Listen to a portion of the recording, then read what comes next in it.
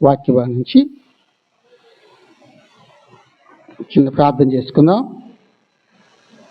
ఈరోజు మన అంశం ఏంటంటే మంచి గృహ నిర్వాహకుడైన యేసు. మంచి గృహ నిర్వాహకుడు అంటే జీసస్ ద గుడ్ షెపర్డ్. ఇది స్టివార్డ్ అంటాం, గుడ్ స్టివార్డ్. కనుక ఆ గృహ నిర్వాహకుడైన యేసయ్యని మనం మాదిరిగా చేసుకోవటానికి ఈరోజు మన ధ్యానాంశం.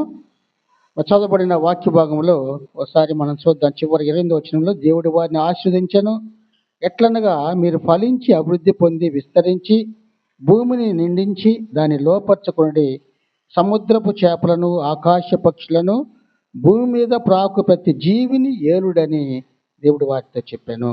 ప్రార్థన చేస్తాలో ఉంచి, ప్రభువా మాతో అందరితో మాట్లాడండి అయ్యా.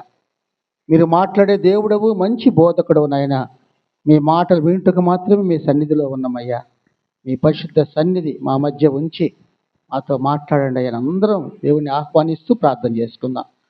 ప్రేమగల తండ్రి, దయగల దేవ, మీ అపారమైన కృపను బట్టి నాయన ఉదయకాలం ప్రభా మీ సన్నిధిలో తండ్రి మీరేనైనా ఆడుకొని ఈ యొక్క ఆరాధనలో, సాయంకాలం ఆరాధనలో ప్రభా నైనా తిరుగా ప్రభా మీ సన్నిధిలో ప్రభా మేము వాక్యాలను ధ్యానించుటకు మాకు ఇచ్చిన సమయాన్ని బట్టి మీకే స్తోత్రం చెల్లిస్తున్నాం. ఆత్మదేవ, బలహీనుడను ప్రభా, యోగ్యుడని ఎన్నిక లేని వాడిని తండ్రి మీ యొక్క సిలువ చాటున మరుగుపరుచుకొని మీ ఆత్మతో అభిషేకించి మీ నోటి బుర్రగా మాత్రమే వాడుకొని మీరే మహిం పొందమని యేసు నామమున ప్రార్థించి అడిగి వేడుకొంచున్నాను తండ్రి, ఆమెన్. క్రీస్తునందు ప్రియమైన సంగమా, ఒక మంచి గృహ నిర్వాహకుడిగా ఉన్నటువంటి ఏమిదో మనం చూస్తాం. కనుక మంచి గృహ నిర్వాహకుడైన యేసు కనుక ఆయన మనకు మాదిరి.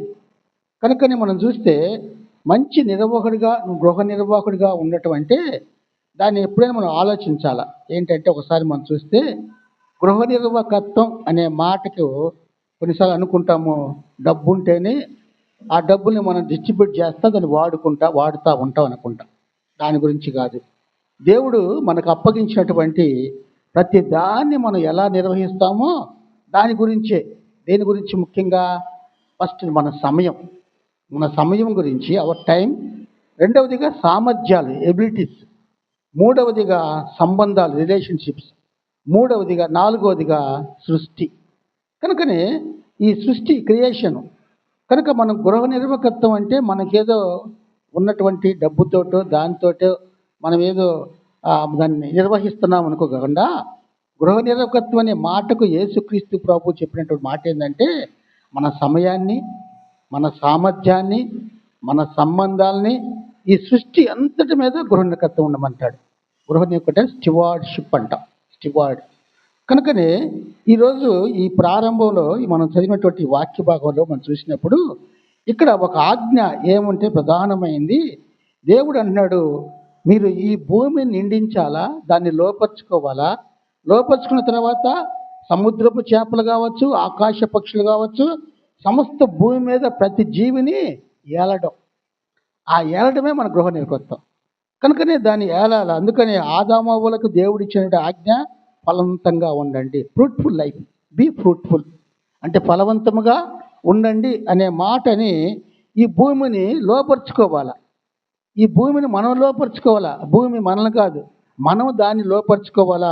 కనుక ప్రతి దానిపై మనం ఆధిపత్యం వహించాలి. అది లోపరచడం అంటే. కనుక మనం చూసినప్పుడు ఈరోజు దేవుని ప్రతిరూప వాహకులుగా మనము దయగల దేవుని యొక్క హృదయాన్ని ప్రపంచానికి మనం ప్రతిబింబించాలి. కనుక మనలో మనం చూసినప్పుడు ఈ ఆదికాండము 3వ అధ్యాయం నుంచి చూస్తే మనకు స్టార్ట్ అవుతుంది. అక్కడ ఏం స్టార్ట్ అయిందంటే మానవాళి యొక్క గృహ నిర్వాహకత్వం వైఫల్యంతో గుర్తించబడింది. దేవుడు అప్పగించిన దాన్ని వాళ్ళు చేయాల్సిన సమయం కావచ్చు, సామర్థ్యం కావచ్చు, వాళ్ళకు ఉన్నటువంటి బంధుత్వం కావచ్చు, వాడికి ఉన్నటువంటి ఈ సృష్టి మీద ఆధిపత్యం కావచ్చు, అన్నిటి కోల్పోయారు. ఎందువల్లంటే పాపం చేయటం వల్ల. ఆజ్ఞ అతిక్రమమే పాపము. ఏదైతే దేవుడు తినొద్దని చెప్పాడో ఆ తినొద్దన్న దాన్ని దేవుని మాట కాకుండా సాతాను చెప్పిన మాటను విని వాళ్ళు తిన్న తర్వాత అక్కడ 3వ అధ్యాయం నుంచి మనం చూస్తున్నాం ఏంటంటే మానవాళి యొక్క గృహ నిర్వాహకత్వం అంతా వైఫల్యం అయిపోయింది. ఈ వైఫల్యం అంటే ఎందుకంటే పాపము. దేవుడు మనకు అప్పగించిన దాని గురించి శ్రద్ధ వహించేటువంటి సామర్థ్యాన్ని మనం కోల్పోయాం. దేవుడు ఏదైతే అప్పగించిన దాని యొక్క సామర్థ్యాన్ని కోల్పోయామో కనుకనే ప్రియమైన వాళ్ళరా, మంచి గృహ నిర్వాహకుడిగా ఉండాలి అంటే కొన్ని విషయాలు మనం ధ్యానిద్దాం. మొట్టమొదట మనం చూస్తే దేవుడిచ్చిన సామర్థ్యాలను ఉపయోగించాలా. మొట్టమొదటి ఏంటి? దేవుడు మనకిచ్చిన సామర్థ్యాలను ఉపయోగించాలా. Use your God given abilities. అంటే మనకి ఏదైతే సామర్థ్యాన్ని ఇచ్చాడో ఆ సామర్థ్యాన్ని మనము వినియోగించుకోవాలా. ఎలా ఉపయోగించాలో మనం చూస్తాము మన జీవితంలో ప్రతి దాన్ని దేవుడు మనకు అనుగ్రహించేది. మనకు అనుగ్రహించిన దాన్ని మనము ప్రభు అయిన యేసుక్రీస్తు ప్రభు కూడా ఇలా బోధించాడు. ఒక తలాంతు ఉపమానం ఉదాహరణ మనం చూస్తే తలాంతు ఉపమానం. ఈ టాలెంట్ ప్యారబుల్ మనం చూసినప్పుడు మనకేమనిపిస్తుంది అంటే, ఒక వ్యక్తికి 5 తలాంతులు ఇచ్చాడు. ఆ యజమానుడు దేశాంతరం పోతా తన సేవకులను పిలిచి ఆ సేవకుల్లో ఉన్న సామర్థ్యాన్ని చూడటానికి ఒకరికి 5 తలాంతులు ఇచ్చాడు, ఒకరికేమో 2 తలాంతులు ఇచ్చాడు, మరొకరికి 1 తలాంతు ఇచ్చాడు. 1 తలాంతు ఇచ్చి దూరదేశానికి పోయి ఆయన మరలా తిరిగి వచ్చిన తర్వాత అడిగాడు దాసుల్ని, మీరు ఏం చేశారో లెక్క చెప్పండి అన్నాడు. 5 తలాంతులు తీసుకున్నవాడు 5 తలాంతులకి 5 తలాంతులు సంపాదించాడు. అంటే అంతగా అతని సామర్థ్యాన్ని చూపి ఎక్కువగా సంపాదించాడు.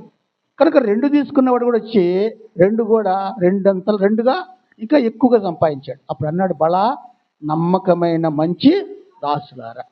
1 తలాంతు తీసుకున్నవాడు భూమిలో పాతి పెట్టాడు తవ్వి.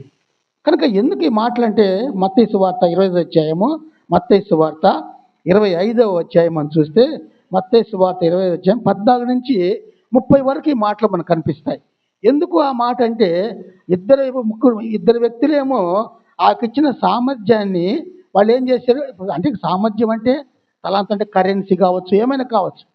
ఆయన అప్పగించిన దాన్ని వాళ్ళు ఆ రీతిగా తెలివిగా పెట్టుబడి పెట్టారు. వాళ్ళు ఎవరు?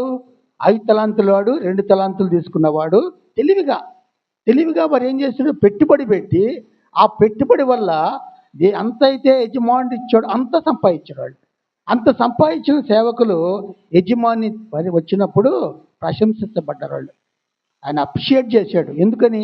బలా నమ్మకమైన మంచి దాసులారా, నేను ఏది మీ సామర్థ్యాన్ని చూడాలనుకున్నానో అది చూచాను కనుక నేను మీకు అనేకమైన వాటి మీద నేను మిమ్మల్ని ఏర్పాటు చేస్తా అన్నాడు.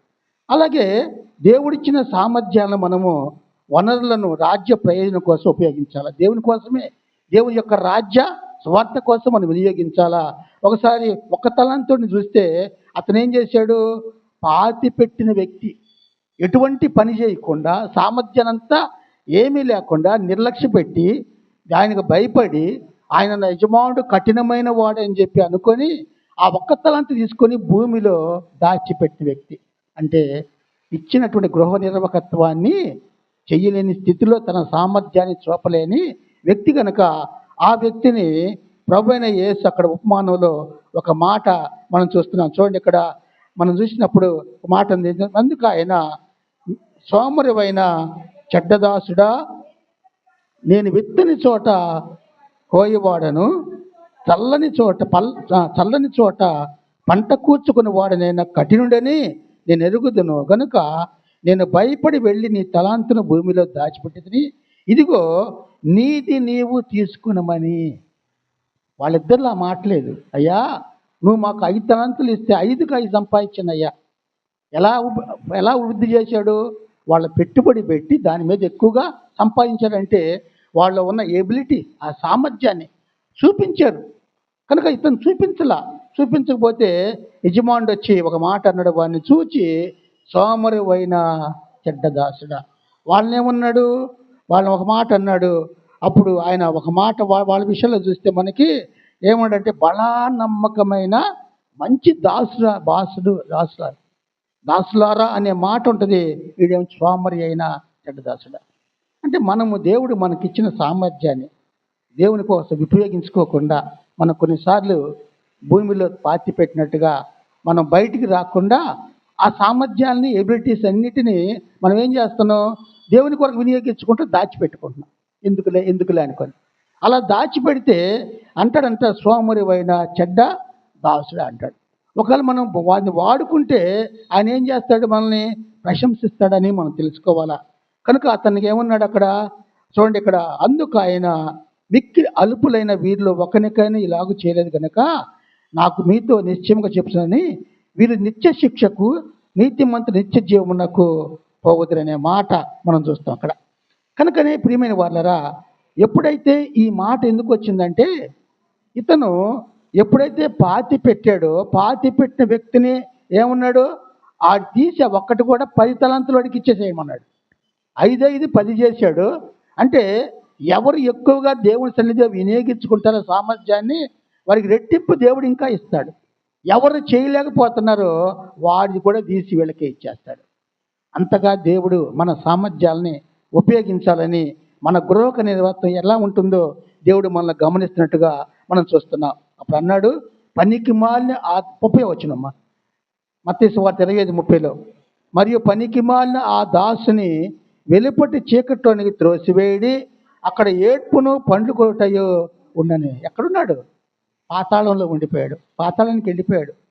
కనుక ఈరోజు మనం చూసినప్పుడు మన దేవుడిచ్చిన సామర్థ్యాలని మనం ఏం చేయాలంటే, మనం కొన్నిసార్లు దేవుని కొరకు ఉపయోగించుకోవాలా.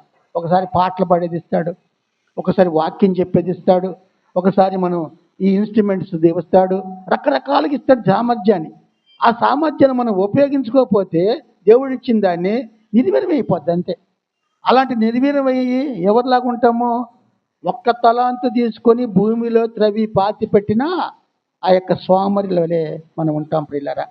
కనుక ఈరోజు దేవుడు మనకి జ్ఞాపకం చేస్తున్నాడు, ఆర్థిక విషయాలను మించి ఉంటుంది ఫైనాన్షియల్ థింగ్స్ కూడా. కనుకనే మనం చూసినప్పుడు మనం ఎప్పుడైతే రాజ్య అభివృద్ధి కొరకు సంఘం కూడా యేసు మనల్ని ప్రోత్సహిస్తున్నాడు. ఎట్లాగా? మనకున్న దానిలో మనం ఏం చేయాలా, ఏ రీతిగా గృహ నిర్వహణ చేయాలో దేవుడు మనకు చూపిస్తూ ఉన్నాడు. కనుకనే మనకు కొన్నిసార్లు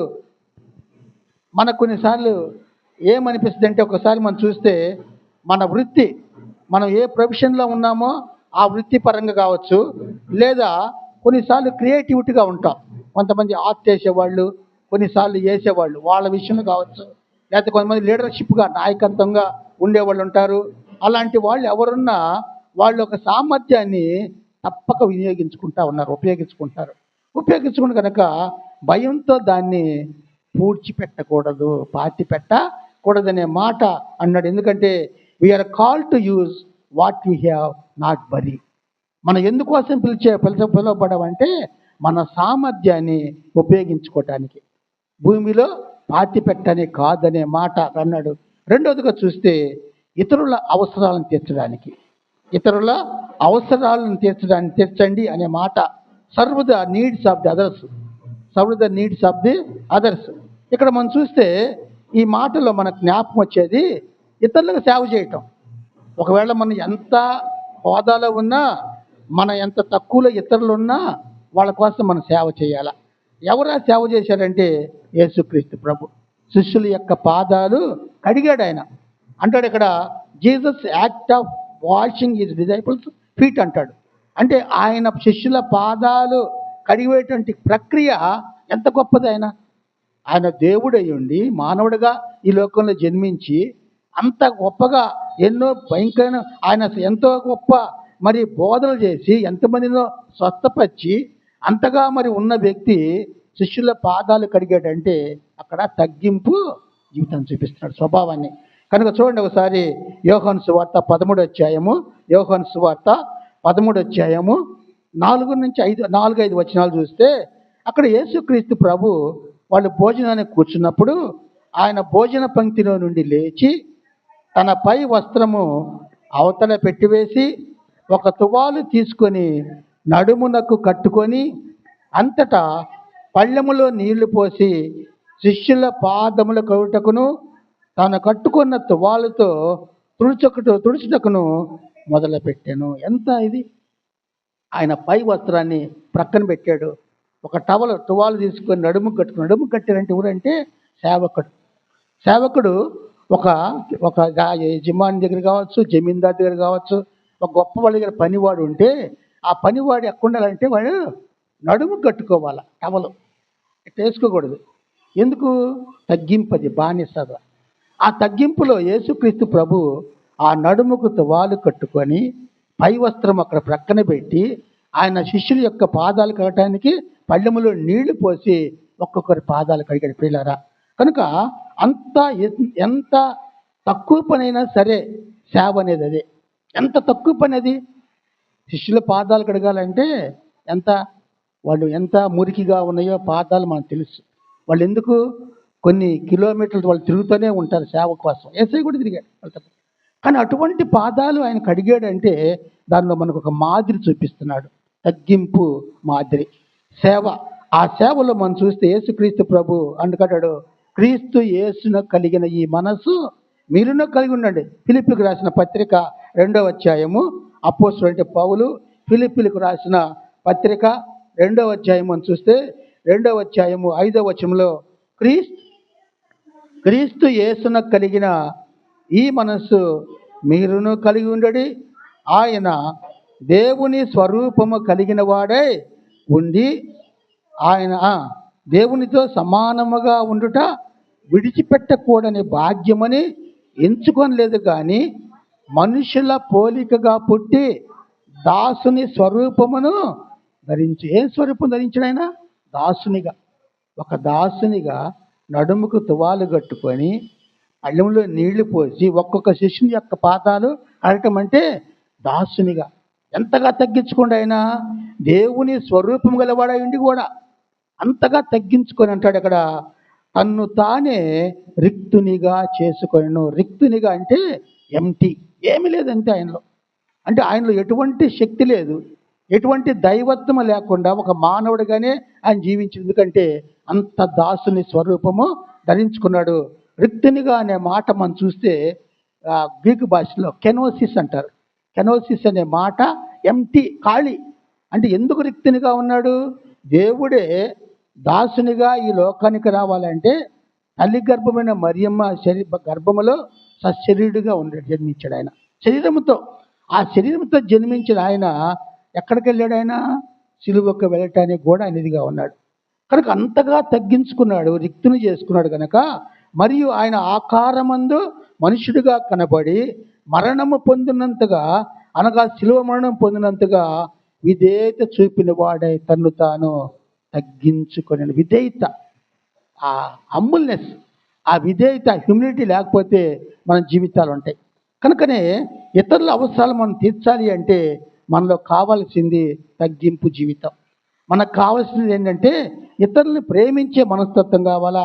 కనుకనే మనము క్రీస్తు యేసు కలిగిన ఈ మనసు మనం కూడా కలిగి ఉండాలని అపోస్తలుడైన పౌలు గారు ఇక్కడ జ్ఞాపకం చేస్తున్నాడు ప్రియమైన వాళ్ళరా. కనుకనే మనం చూస్తే ఎప్పుడైతే ఆయన ఆ రీతిగా మరి కడిగాడో, కాళ్ళు కడిగిన తర్వాత ఈ నిజమైన గృహ నిర్వాహకత్వం అంటే అనే మాట మనం చూస్తే అది ఒక హోదా కాదు, గుర్తింపు కాదు. హోదా కాదు, గుర్తింపు అంతే.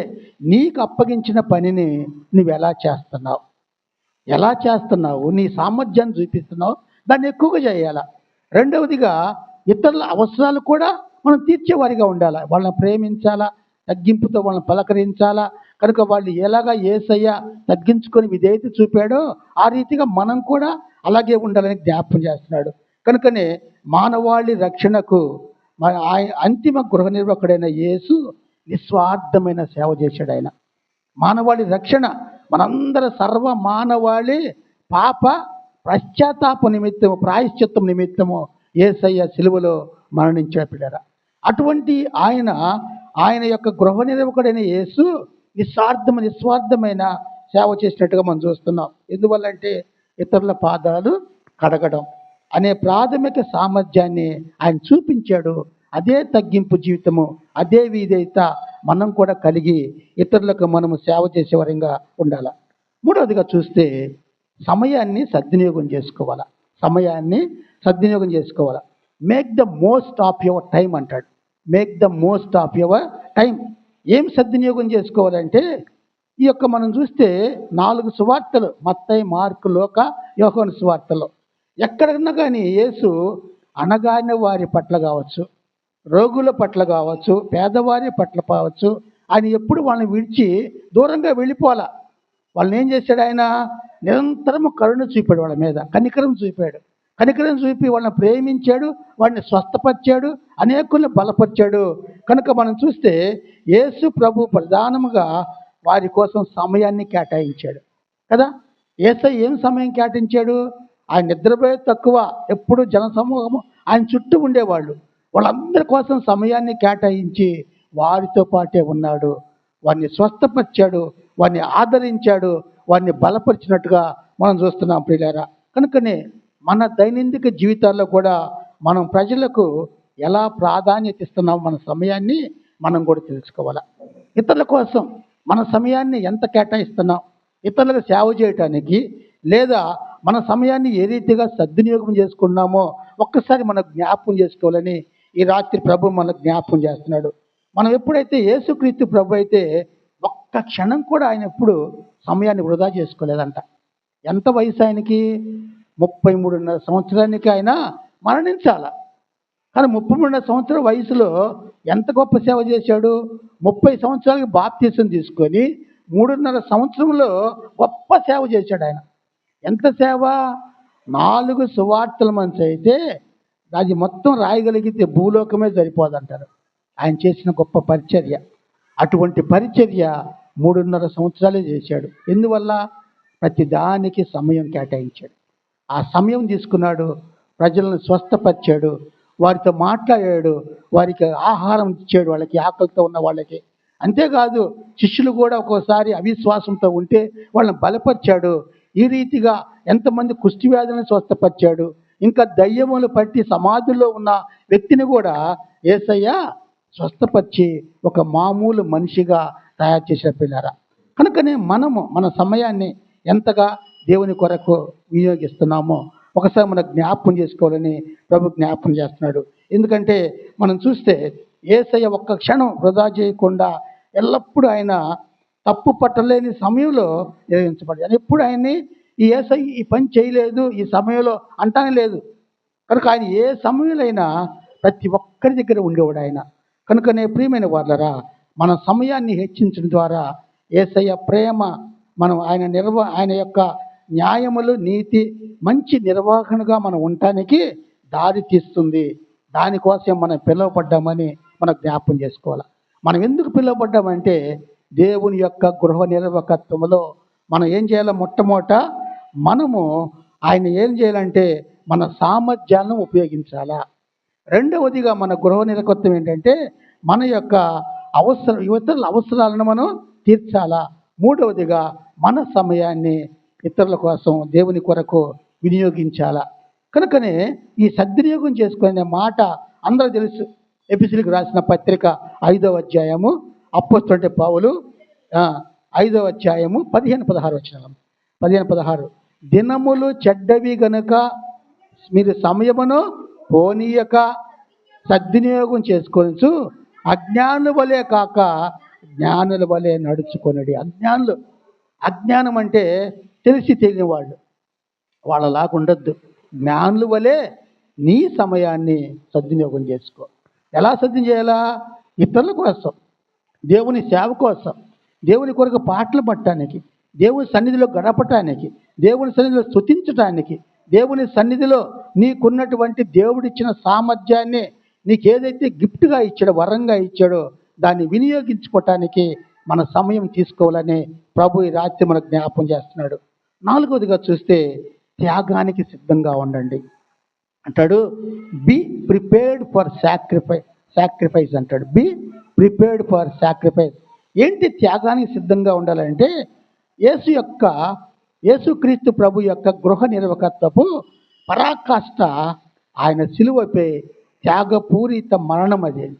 కనుక ఆయన ఎవరు చంపివేయలా, యేసయ్యని ఎవరు చంపలా. ఆయన తన్ను తానే దేవునికి సమర్పించుకోవటానికి ఆయన మన కోసము కలువరి సిలువలో ప్రాణమును అర్పించాడు ఆయన. కనుక అటువంటి త్యాగాన్ని మనం చూస్తాం. అందుకే యేసయ్య ఒక మాట అంటాడు, నేను పరిచారము చేయించుకోవటానికి రాలా, పరిచారము చేయుటకు వచ్చాను అంటాడు. మార్కు సువార్త 10వ అధ్యాయము 45వ వచనం చూస్తే మనుష్య కుమారుడు దేనికోసం వచ్చాడు? పరిచారము చేయించుకుంటకు రాలేదు కానీ పరిచారము చేయుటకును అనేకులకు ప్రతిగా విమోచన క్రయధనముగా తన ప్రాణము ఇచ్చుటకు వచ్చాను. విమోచన క్రయధనం అంటే ఆయన మన కోసము మరి వెల ఇచ్చి ఆయన రక్తాన్ని మన కోసం వెల ఇచ్చి మనల్ని కొన్నాడు ప్రియమైన వాళ్ళారా. అటువంటి విమోచన క్రయధనము తన ప్రాణము ఇచ్చుటకు వచ్చాను. ఎంత గొప్ప మాట. మనం విమోచించాలంటే పాపముల నుంచి యేసయ్య రక్తాన్ని క్రయధనముగా చెల్లించాడు ఆయన.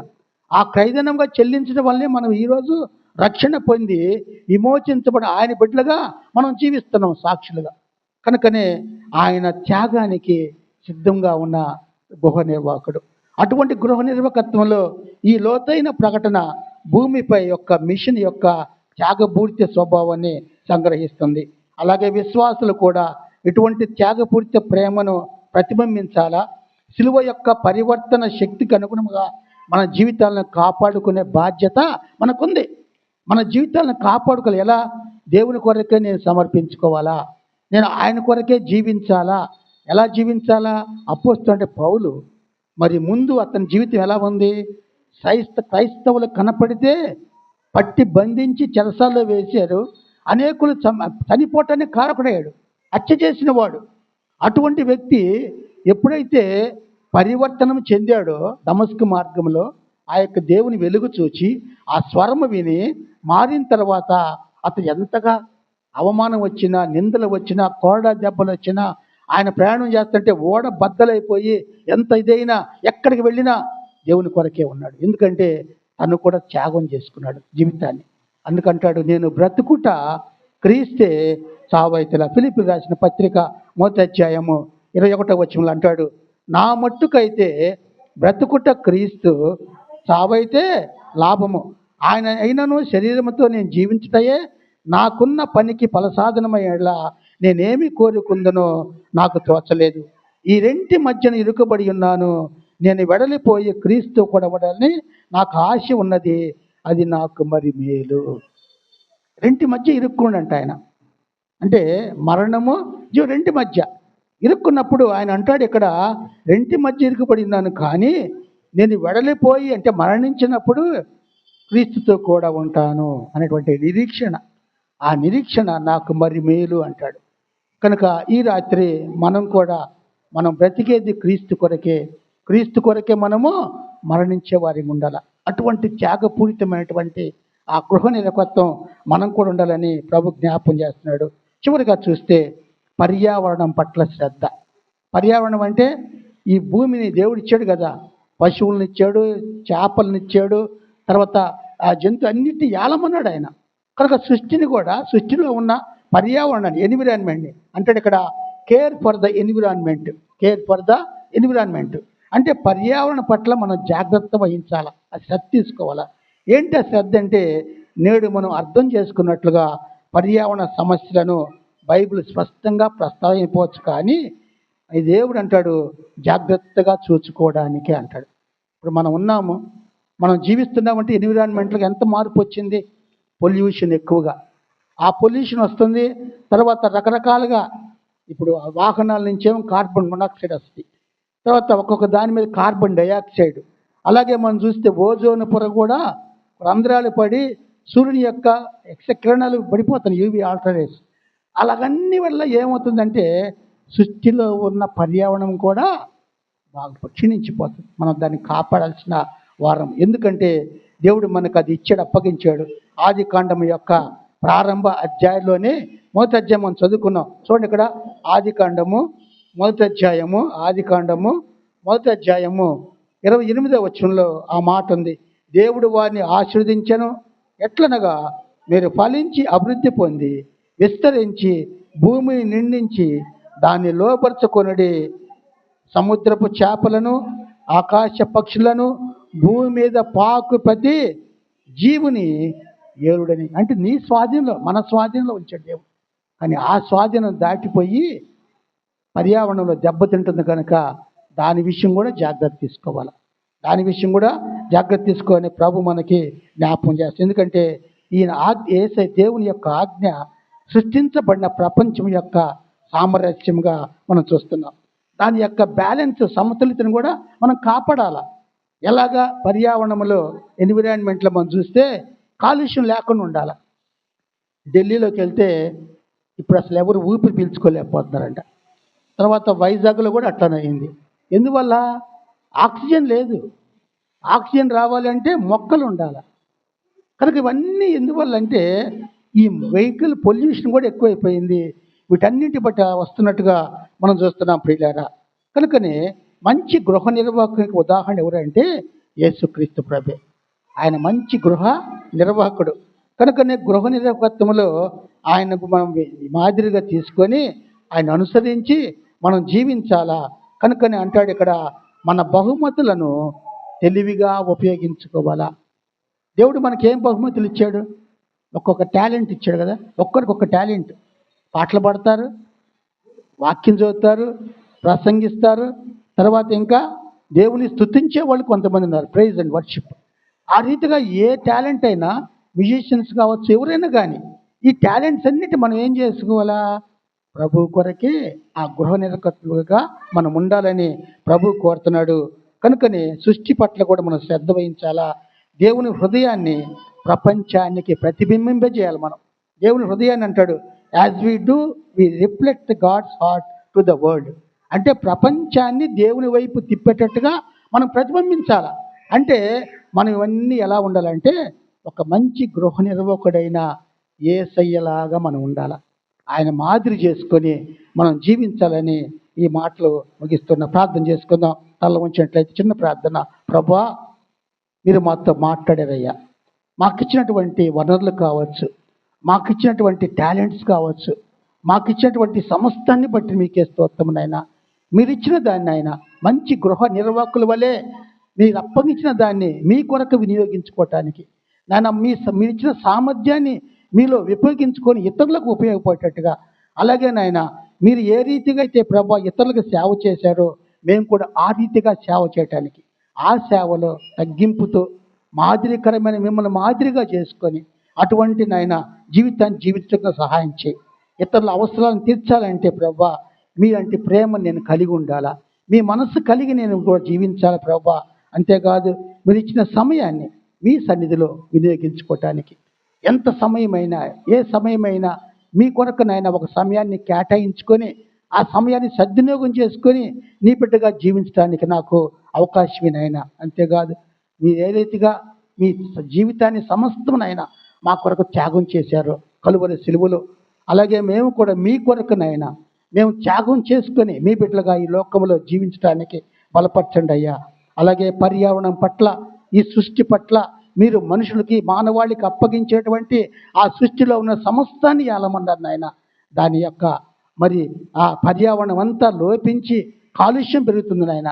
అటువంటి సృష్టిలో మేము కూడా నాయన శ్రద్ధ వహించి దాన్ని బ్యాలెన్స్ చేయటానికి మీరే మాకు తోడుగా ఉండయ్యా. మీరు ఇచ్చినటువంటి గృహ నిర్వాహకత్వంలో మేము నాయన మంచిగా నిర్వర్తించి మీకు ఇష్టమైన బిడ్డలుగా జీవించటకు మాకు సహాయం చేయండి అని అందరం ప్రార్థన చేసుకుందాం. ప్రేమగల తండ్రి, దయగల దేవ, మీ కృపను బట్టి నాయన మీ సన్నిధిలో మీ వాక్కులు ప్రభా మీరే నాయన మీ పరలోక సింహాసనం నుంచి నా ద్వారా మీరు మాట్లాడారు ప్రభా. మీకే సమస్త ఘనత, మహిమ, ప్రభావాలు చెల్లిస్తూ చేరు వచ్చే బిడ్డలను దీవించండి నాయన.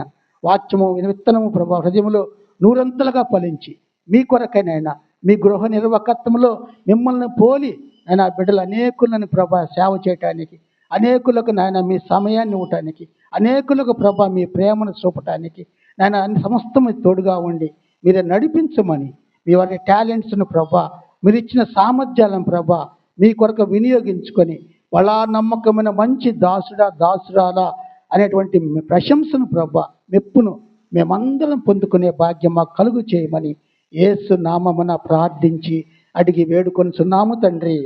ఆమెన్. అమ్మ పాట పాడుచుండగా మరి కానుకలు స్వీకరించుకోవచ్చు.